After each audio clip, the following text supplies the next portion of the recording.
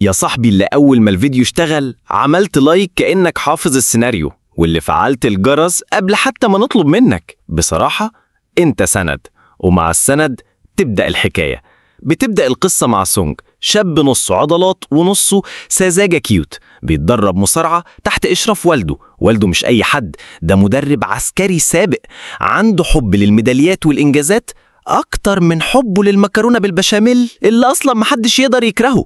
الراجل ماسك لابنه من دراعه وبيقول له بكرة ميدالية ذهب، فاهم؟ وسونج بكل ثقة العيال اللي لسه ما جربوش غدر الحياة قال له اعتبرها في جيب الصغير يا حاج. بس للأسف الجيب طلع مخروم يا معلم. الخصم ما شاء الله مسح بيه الأرض، غسيل ومكوى، ومعاه مسحوق مركز. أبوه زعقله فوق يا واد، ركز، افتكر اللي علمته لك امبارح. لكن سونج واقع على الأرض، مش سامع غير صوت الهزيمة في ودنه، لحد ما الصوت اللي قلب موازين المعركة جه. يونج كراشها من أيام الكتاب، صاحت باسمه من المدرجات كأنها بتنادي على الأمل. الواد قام كأن قلبه شرب رادبول، لف الخصم في الهوا، شقلبه شقلبتين وفاز بالمباراة. يا صديقي دي قوة الحب، معروفة من أيام قيس وليلى وتايتانيك ومهرجان مفيش صاحب بيتصاحب. بعد الفوز بيتصور سونج بالميدالية وأبوه فخور رافع صدره كأن اللي كسب هو، والسونج يجر يونج علشان تتصور معاه، ما هو الواد رومانسي غصب عنه. وهنا المفاجأة، نكتشف إن العيلتين جيران من أيام الزلزال، بيتلدوا مع بعض كأنهم عيلة واحدة في مسلسل رمضاني. جي أخت يونج الصغيرة تبص لسونج وتقول له أنت مرتبط بأختي ولا إيه؟ الواد اتفاجئ وقال لأ. ليه؟ قالت له أصل شفت صورك عندها في الموبايل. قبل ما تكمل يونج تتدخل كأنها صاروخ كروز، اسكتي يا بنتي يا رضنتي.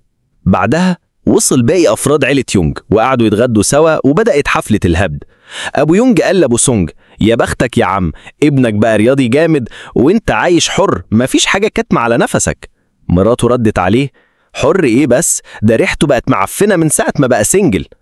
فيرد الراجل وهو بياكل طب ما انا لسه متجوز حضرتك وريحتي برضو معفنة، ده الشمل ولا فلفل؟ وهوب اشتعلت الحرب الباردة وبدأت حلبة مصارعة بالكلام. أم يونج دخلت المعركة وقالت يا راجل شوف لك واحدة ترتبط بيها قبل ما تموت وحيد، إن شاء الله تكون كلبة. فيرد عليها بره عنك انت يا صفرة واشربي بيبس. قالت له جات لك نيلة، أنا بس خايفة تموت لوحدك كده بحرقة. فرد بفخر وقال أنا مش وحيد، عندي سونج ابني وصاحبي. لكن في اللحظة دي سونج كان قاعد مع جي أخت يونج الصغيرة بيلعب معاها ومش معبر أبوه خالص. الكسفة كسفة يا فنان. قعد أبو سونج يبص للفراغ كده وهو بيفكر أنا غلطت في إيه. يونج تاخد سونج على جنب وتقول له بما إننا كبرنا وبقينا ناضجين وكده، عايزة أقول لك حاجة. سونج عينه بتلمع، أخيرا اعتراف بالحب. قال لها وأنا كمان كنت عايز أقول لك حاجة. وصلوا الحديقة، قالت له قول أنت الأول. قال لها لا قولي أنت. قالت له أنا متكلم قبلك، فانطق يا واد وخلصنا. الواد قرر يطلع الدبلة، بس فجأة البنت لمحت مرجحة رجعت فيها الطفولة وجريت تلعب وسابت الواد واقف زي التمثال. بس رجعوا يلعبوا مع بعض لعبة العربيات وبنشوف ذكريات زمان. يونج قالت له أنا فضلت مخبية حاجة في قلبي كتير، بس خلاص مش هقدر أكتم أكتر من كده. سونج قلبه قال يا رب تقولها، يا رب تعترف. قالت له أنا عايز أبقى أمك. الواد ضحك وقال ما أنت بتتصرفي كده أصلا. قالت له ببرود قاتل لا يا بيه، أنا بكراش على أبوك. الواد اتحجر، الزمن وقف، العصافير سكتت، والخيال طلع إشاعة. رجع البيت مكتئب، نايم بالهدوم من غير شغف ولا حتى شرب مية. وتاني يوم أبوي صحيه كنت فين امبارح؟ نمت بالهدوم؟ سونج رد اسكت انت مش ناقص. الواد الفنان دخل مرحلة الشخصية المركبة. تاني يوم تدخل يونج لبيت سونج والنية تدلع أبو سونج كده وتمدله بكوباية لبن على الماشي. أبو سونج شكرا يا بنتي، دايما ذوق. لكن لما تمد نفس الكوباية لسونج الواد يبص لها نظرة قرف كأنه شاف لبن بقري بمذاق سوشي. الجو يتوتر. أبو سونج يلاحظ شعراية على وش يونج فيشيلها ويشوف وشها من قريب من غير مكياج. أيوة من غير مكياج. بيقول لها والله كبرتي وحلاوتي، بقيتي مزة يا بنت. يونج تتكسف لكن من جوه بتزقلط فرح، وسونج بيشرب اللبن من غير نفس وباين عليه عايز يشالها في دماغه. بعدها يونج تروح ورا سونج في البيت وبتحاول تتكلم معاه. أنا عارفة إن قراري كان مجنون، بس الحب يا واد مش عقل، ده قلب. سونج جاتلك ضربة في قلبك يا بعيدة، بس انت ايه بتصممي تخربي حياتي؟ البنت ما بتزهقش، بتقوله أنا مش قادرة استنى أكتر من كده، أبويا بيكبر وأنا لازم أعبر عن مشاعري قبل ما يفوت الأوان. الواد يتعصب ويعيط ويزعق ويمشي، ودخلنا رسمي في مرحلة الغليان العاطفي.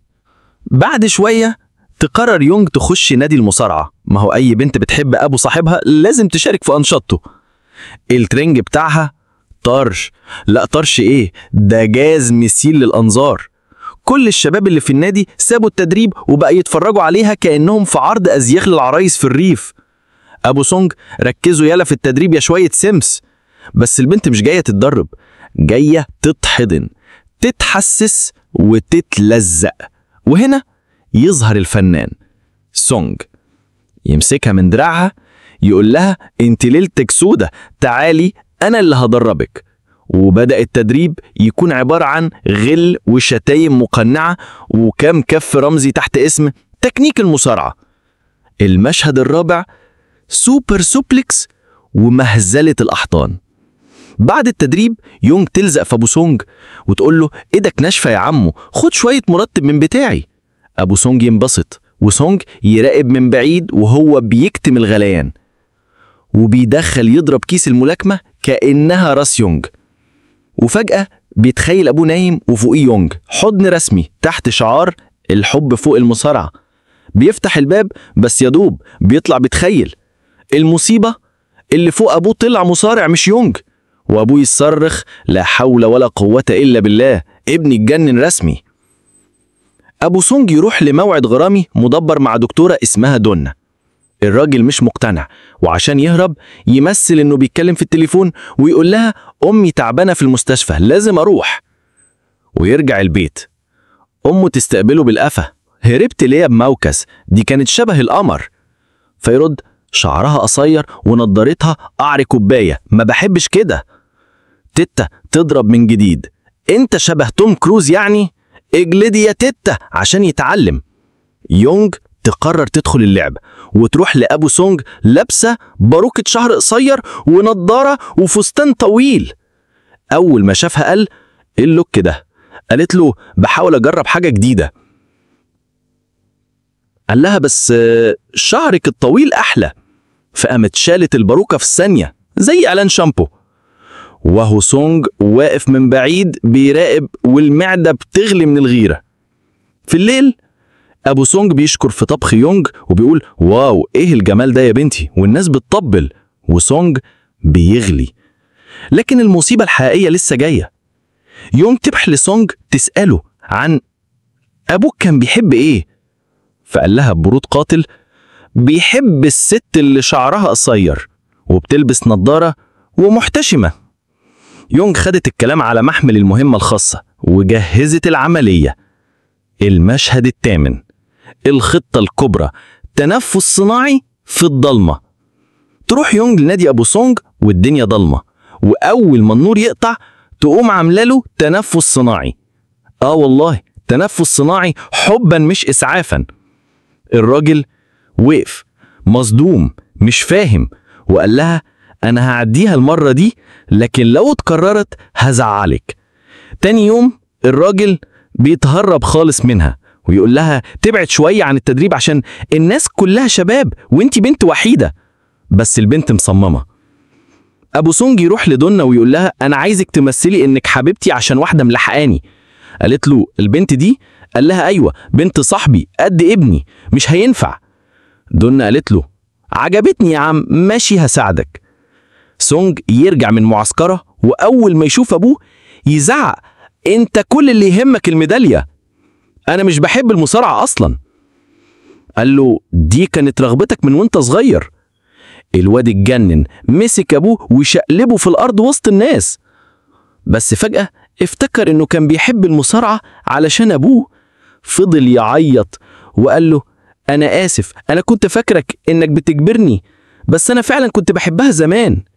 وأبوه قال له: وأنا آسف. مشهد صعب يا صاحبي، الكاميرا بتلف حواليهم والدموع نازلة والناس واقفة مصدومة.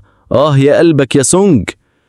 بعد العياط والمشاعر والتعاطف، سونج يفوز في البطولة، ياخد الميدالية الذهبية ويحطها جنب أخواتها.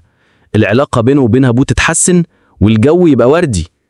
أما يونج تقرر تسافر تكمل دراستها بره، يمكن هناك تلاقي راجل مش مرتبط بابنه.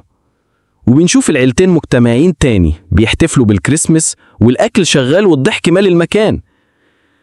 ويا صاحبي كأنك بتشوف فيلم كوميدي درامي صعد التصنيف، بس سهل البكاء عليه، لأن في الآخر كل واحد فيهم كان بيصارع حاجة: الحب، الطموح، الوحدة، وحتى الجبنة القديمة في